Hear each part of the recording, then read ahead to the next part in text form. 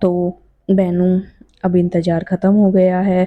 25 सितंबर 2025 से शुरू हो रही है लाडो लक्ष्मी योजना, जहां हर महिला को जो आत्मनिर्भर बनने का एक सुनहरा अवसर मिलेगा।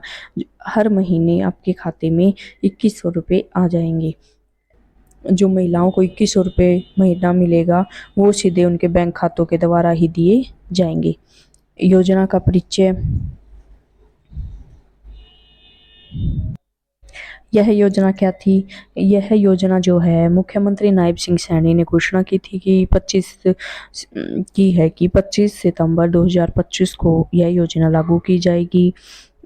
इसका लाभ जो है महिलाएं उठा सकेंगी, चाहे वो महिलाएं विवाहित हो या अविवाहित हो, दोनों ही महिलाओं को इसका लाभ मिलेगा। इसका लाभ किस किस को मिलेगा?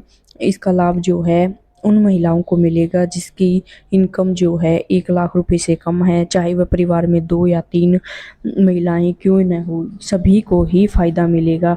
3 महिलाएं हैं तो उनको भी तीनों को पैसे मिलेंगे। बस शर्त ये है कि उनकी उम्र 23 साल होनी चाहिए, 23 साल या उससे अधिक होनी चाहिए, और फैमिली आईडी में उनकी इनकम 1 लाख रुपए होनी चाहिए। केवल महिलाएं विवाहित और अविवाहित, न्यूनतम उम्र 23 साल होनी चाहिए, और हरियाणा का निवासी होना चाहिए।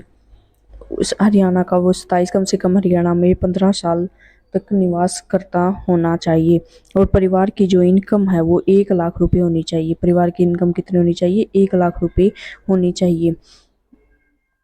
और यह योजना जो है उन महिलाओं को नहीं मिलेगी जिनकी सरकारी नौकरी है या जो इनकम टैक्स देती किसी भी प्रकार का जो है लाभ प्राप्त करती है, तो उनको यह इनकम नहीं दी जाएगी।